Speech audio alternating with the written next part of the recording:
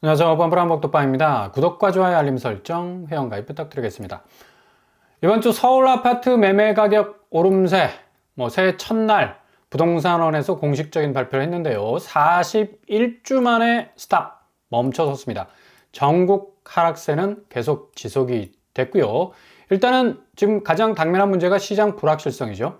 그리고 계절적 비수기에 매수 심리는 꽁꽁 지금 얼어붙어 있는 상황입니다. 매매 가격 지수 변동률 보면 이미 전국은 마이너스로 전환한 지 오래됐었고, 수도권 역시도 마이너스 0.02% 정도로 지속적으로 하락폭이 확대되는 상황. 지방 역시도 마이너스 0.04%. 서울이 지금 전선 위에 앉은 참새 형국입니다. 이게 아래로 고드름을 내리까는 그런 어떤 형국으로 계속해서 진행이 될 가능성 굉장히 크죠. 0.01에서 지금 딱 붙었어. 0.00으로 지금 마이너스 상황으로 진일보할 수 있는 굉장한 어떤 경계선상에 와 있는 그런 어떤 상황이라고 볼 수가 있겠죠.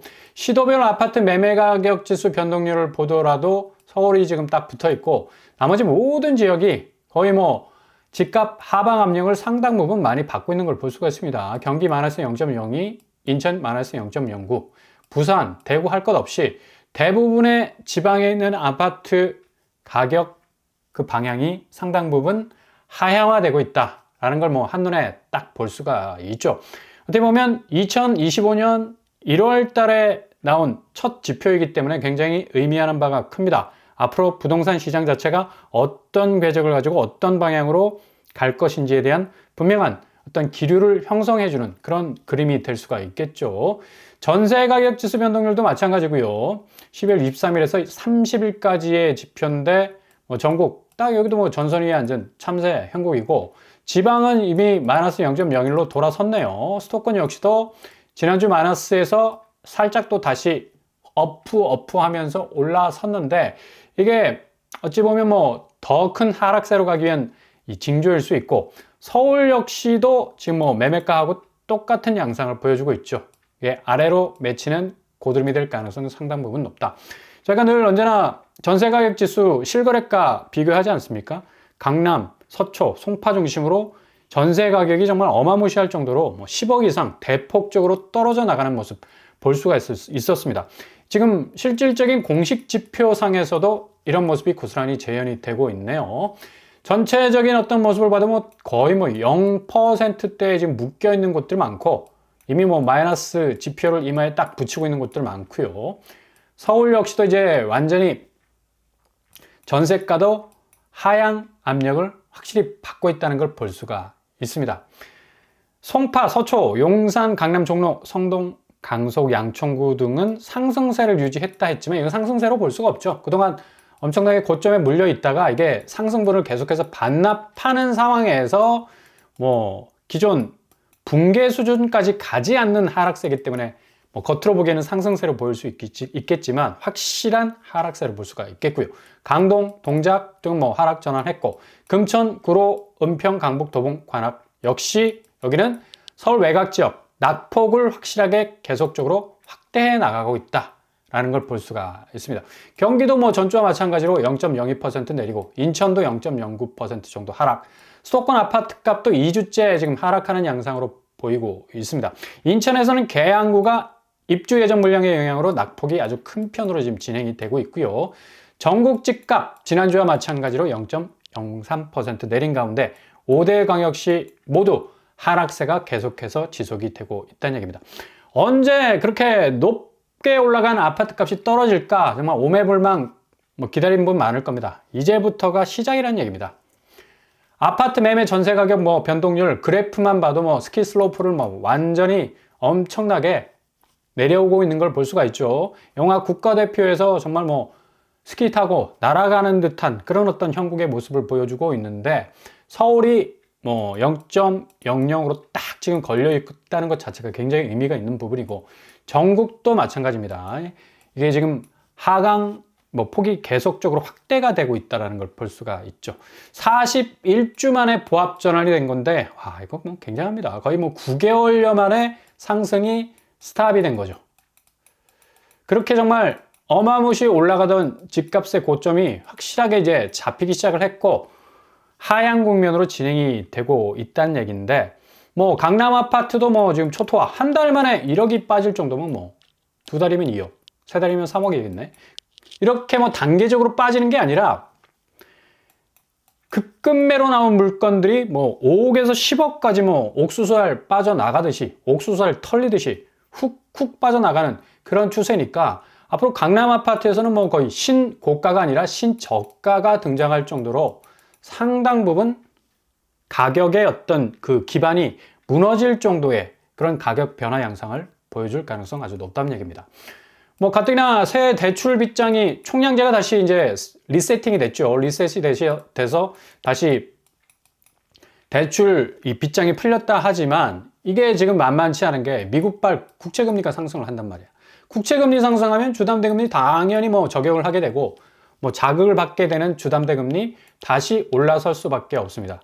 뭐 주담대금리가 4% 이하로 내려갈 거라는 말과는 달리 지금 다시 5% 이상으로 지금 오르고 있습니다. 그만큼 시중은행이 자체적으로 조절할 수 있는 이 금리의 영향력은 굉장히 축소될 수밖에 없겠고, 외부적인 압박이 상당 부분 금리를 계속해서 자극해 들어올 것이기 때문에 주담대 금리는 예상했던 것보다 훨씬 더 상향될 가능성이 굉장히 많아요. 새 주담대 금리 살펴보면 지금 뭐 2024년 1월 말만 해도 뭐 4%에서 이제 3% 하단까지 내려올 것이다 라는 전망이었는데, 이게 뭐 들쭉날쭉 하다가 10월 말에 다시 대출 규제로 인해서 본격적으로 하단금리, 상단금리 4%, 5% 올라섰죠. 근데 12월 30일에 이르러서 이 하단금리도 역시 지금 뭐 고정되는 느낌이고 상단금리 역시도 5%대를 지금 유지하고 있다는 얘기입니다. 이렇게 대출금리 자체가 전혀 움직이지 않고 유연성을 보여주지 않으니까 당연히 집값은 떨어질 수밖에 없는 겁니다. 누가 매수세가 어떻게 이렇게 금리 부담이 가중되는 가운데 집을 사려고 뭐 아무런 겁 없이 덤벼들 수 있겠습니까? 4대 시중은행, 국민, 신한, 우리, 하나은행에 따르면 지난해 12월 30일 고정형 주담대 금리는 연 4에서 5.1%, 그리고 같은 달 10일 고정형 주담대 금리와 비교하면 하단 금리가 0.22% 올랐어요.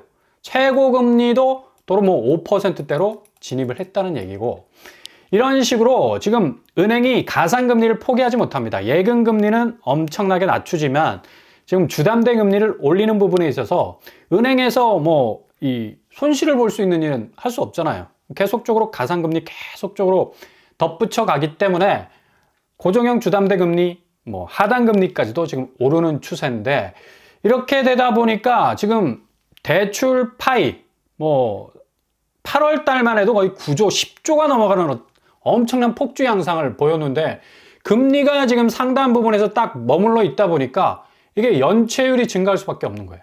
9년 만에 지금 최고를 찍고 있어요. 돈은 뭐 어마무시 세상의 모든 자금들 다 끌어모았는데 이걸 갚으려니까 금리가 조금 내려가 줘야지 부담이 덜할 수 있는데 계속적으로 지금 야금야금 오르고 있다는 얘기죠. 그러니까 1인 가계대출이 사상 첫 9,500만 원, 1인당 약 거의 1억 정도에 육박하는 그런 어떤 빚을 지고 있는 거고, 뭐 9년 만에 최고를 찍을 정도로 연체율이 계속적으로 증가하는 추세를 나타내고 있다는 얘기죠. 뭐 이렇게 되다 보니까 채권 미회수액, 낙찰가율 추이를 보면 결국 원금이자 갚지 못하면 경매로 넘어가지 않습니까? 경매로 넘어가면 어느 정도 일정 수준에서 가격이 낙찰이 돼야 되는데, 이게 경매 시장에서도 사줄 사람이 없는 거라 가격이 훅 떨어질 수밖에 없죠. 낙찰가율이 낮아버리면 은행이 이 수준까지 생각하고 있었는데 이게 물건을 회수하는 데 있어서 황금성 부분이 상당 부분 떨어져요. 한 7억 정도 확보를 해야 되는데 5억에 낙찰되면 마이너스 2억 손해보는 거 아닙니까? 그러니까 당연히 채권 미회수액은 더 올라갈 수밖에 없다니. 상황이 이렇게 돌아가다 보면 결국 은행이 경매로 넘어가기 전에 기존에 내줬던 대출 강제적으로 상환할 가능성 굉장히 큽니다. 대출 즉각 강제 상환 터질 가능성 높다는 얘기예요.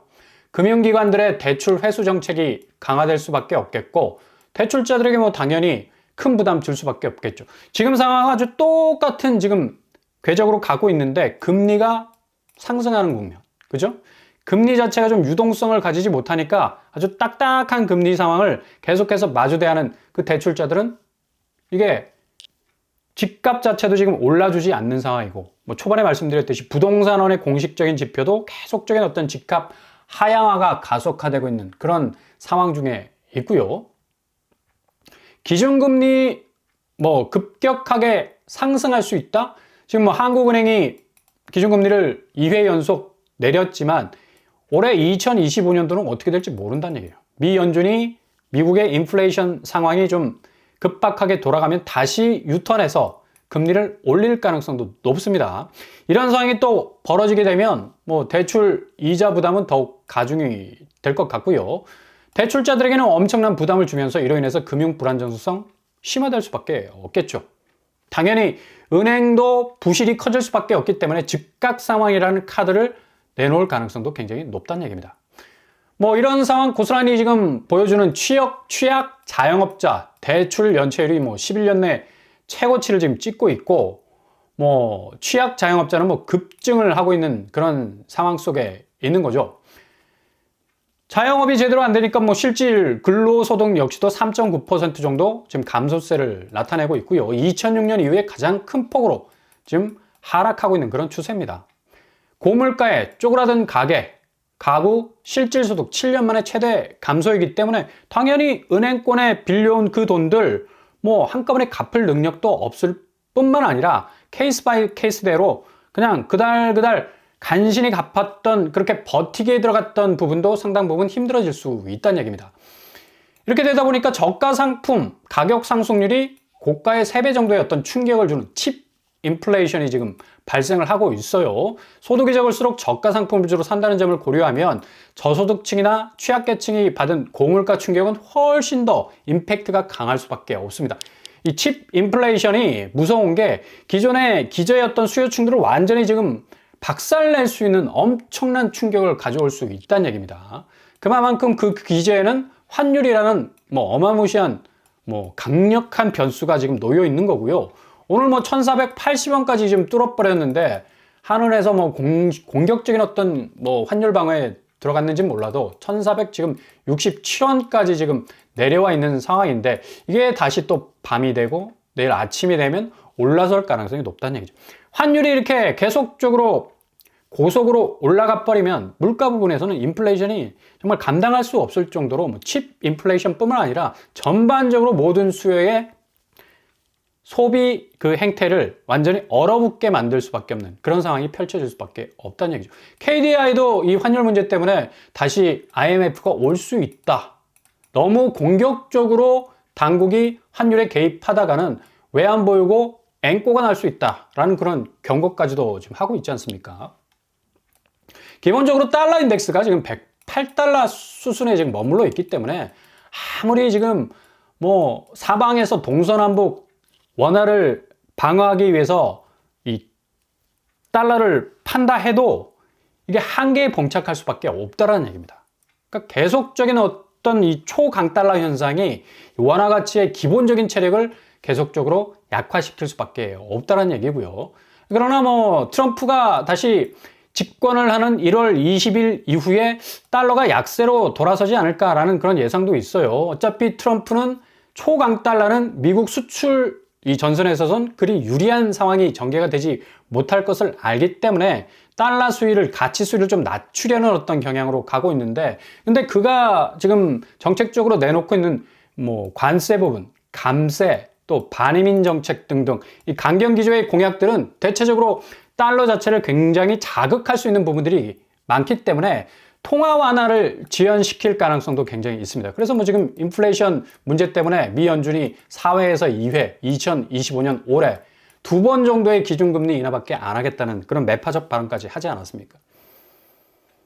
트럼프 진영에서는 뭐 이 머스크가 예외적으로 뭐 이민자 부분에 대해서는 전문직 비자는 좀 완화시켜주자, 기술직 이민자에겐 영주권 발급 상한선을 좀 없애자고 이렇게 말을 하고 있는데, 트럼프 당선인 측에서는 오히려 강경하게 나오고 있죠. 지금까지 우리가 정책적으로 세워놓은 원칙 포기할 수 없다라고 이렇게 뭐 미전문직 이민 반대 세력과 전쟁이라는 표현이 나올 정도로 일론 머스크와 기존의 공화당 그 정책 이반자들 간의 어떤 갈등들이 펼쳐지고 있는데 아니나 다를까 이런 어떤 와중에 오늘 뭐 테러가 일어났죠. 트럼프 반 이민 정책 불지필 수밖에 없습니다.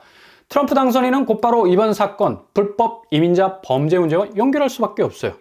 결국은 이민길이 더 좁아질 가능성 높고 다양성, 형평성, 포용성 정책이 폐기될 가능성 아주 높아집니다. 이렇게 되면 관세 부분과 이민자 부분 그리고 머스크가 지금 주장하고 있는 전문직 이민만은 좀 틈새를 열어주자라는 말이 좀 쏙 들어갈 수 있는 가능성 굉장히 높을 것으로 보이고요. 결국에 가서는 무역전쟁 본격적으로 전운이 짙어질 가능성 굉장히 높습니다.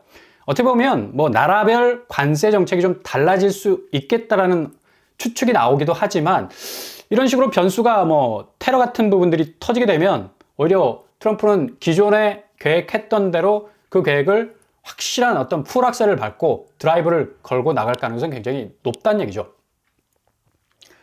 한국은 뭐 어떻게 해서든 이 관세 부분은 10% 정도로 찍어야지 어느 정도 수출 타격이 없을 텐데 이게 20% 정도로 관세가 올라와 버리면 이게 대책이 없거든요.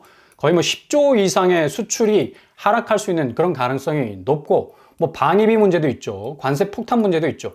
근데 대응 수단이 지금 적절하게 없다라는 것 자체도 상당 부분 한국 경제를 위협할 수 있는 부분이 굉장히 많다는 얘기입니다. 트럼프가 지금 가장 믿고 있는 건 뭐 미국 증시 아니겠습니까? 나스닥이 뭐 상당 부분 지금 치고 올라가는 부분인데 S&P 500이 2년 연속 뭐 20% 이상 급등을 했고 올해도 역시 20% 이상 급등할 거라는 어떤 전망을 낳고 있어요. 비트코인 역시도 뭐 미국 국채가 워낙 강하기 때문에 국채로 보증을 내고 비트코인 사들여서 미국 재정 4경 8천조 정도를 메꾸려는 그런 시도를 하고 있기 때문에 세상의 모든 자본은 이제 미국 쪽으로 빨려 들어갈 수밖에 없다. 뭐 이렇게 되다 보니까 우리 뭐 대기업들 상당 부분 어려울 수밖에 없고 임원 뭐 승진자 수를 작년보다 10% 정도 줄일 만큼 상당 부분 트럼프 2.0 시대의 출범에 따른 불확실성을 반영해서 슬림 경영에 나설 수밖에 없는 그런 상황입니다. 이런 뭐 위기의식 뭐 대부분 한국 경제 상황에 깔려 있기 때문에 과연 이 수출이 어느 정도 이 선방을 할 수 있을지 이미 현장에서는 뭐 꺾인 것으로 봐야 한다. 그래서 2025년대에는 거의 한 0% 가까이 이 수출 증가율 뭐 훅 떨어지는 어떤 지표가 나오지 않을까 그런 예상도 하고 있고요. 또 이와 동시에 미국만 문제가 아닙니다. 지금 중국 정부가 위안화를 대폭 평가 절하를 해서 덤핑 수출을 하려고 하고 있어요. 미국이 엄청난 지금 무역 장벽을 세워놓기 때문에 중국 저가 제품이 뚫고 들어갈 수가 없어. 그러니까 미국 이외 우회에서 뭐 남미나 유럽 쪽으로 아니면 다른 쪽으로 이 저가의 중국 제품을 이제 뿌리기 시작한다는 얘기예요. 이렇게 되면 우리는 미국 시장에서는 중국 제품이 들어오지 못하기 때문에 유리할 수 있지만 유럽, 중남미, 중동, 아시아 시장에서는 기존보다 더 저렴해진 중국의 덤핑 제품과 피 튀기는 경쟁이 불가피할 수밖에 없기 때문에 경제 부분도 상당 부분 어려워질 수밖에 없다는 얘기입니다. 중국 위안화 지금 뭐 계속적으로 가치가 하락되고 있지 않습니까? 결국 차이나 덤핑이 뭐 2025년 이해득실을 무시하고 싼 가격의 상품을 파는 이 전략이 한국 대기업 그리고 전반적인 이 수출 전선에 상당 부분 어려움을 더해줄 가능성 아주 높다는 얘기죠. 결국 한국 잠재 성장률도 0% 쇼크에 이를 수 있는 그런 어떤 전망도 나올 수밖에 없겠고요. 지금 뭐 코스피 시장에서 외국인들이 빠져나가는 추이가 하루에 뭐 3천억 정도 계속해서 지속적으로 지금 빠져나가고 있고 지금 동력을 금융시장에서부터 자본시장에서부터 지금 잃어버리고 있는데 어떻게 지금 대기업이 현금 탄화를 제대로 지원받지 못하고 치고 나갈 수가 있겠습니까? 외인 매도 폭탄 뭐 1% 넘게 때려서 2,450대라고 하는데 지금 뭐 2,300선에 지금 왔다 갔다 하는데 이 상황도 지금 무시 못할 상황이고요.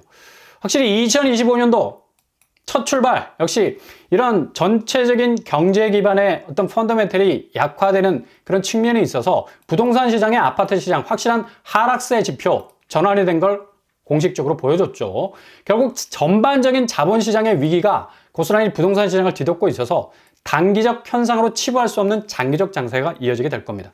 미국의 강력한 보호무역의 시작도 문제지만 제가 좀 전에 말씀드린 중국이 틈새를 노리는 덤핑 수출 거의 뭐 가격 면에서 경쟁이 되지 않는 위험 수위를 한국 시장에서 계속적으로 더해가고 있어서 지금 미국과 중국 사이에 샌드위치가 된 한국 경제 상황은 2025년 가장 큰 위기를 맞게 될 가능성이 높다는 얘기입니다.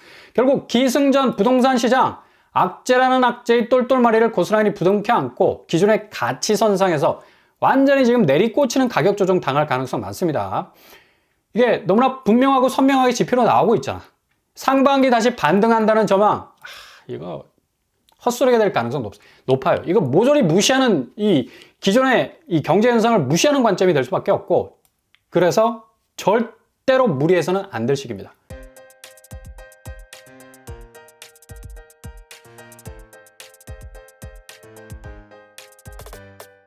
오늘의 부동산 캐릭터처 9개월 만에 확실히 서울이 완전히 이제 하락세로 접어든 지표 부동산원이 오늘 발표했습니다. 2025년 1월 첫 주에 발표된 이 아파트 시장의 집값 문제, 확실히 2025년에 어떤 식으로 진행될 것인가를 나타내는 고스란히 보여주는 선제 지표라 말할 수 있겠고요. 미국과 중국의 경제적 어떤 지형도의 변화는 상당 부분 앞으로 한국 경제가 케이스 바이 케이스대로 어떻게 유연하게 그리고 아주 속도감 있게 대응을 하느냐에 따라 달라지고 있는데, 지금 한국 경제 자체가 지금 안개 속이잖아. 우왕좌왕할 수 있는 경제의 대위기를 맞이할 수 있는 그런 상황이 될 수도 있다는 얘기입니다. 아무튼 틈새 잘 보시면서 기회를 누리실 수 있길 바랍니다. 이상으로 뻔뻔한 독덕방을 마치겠습니다. 구독과 좋아요 부탁드립니다. 감사합니다.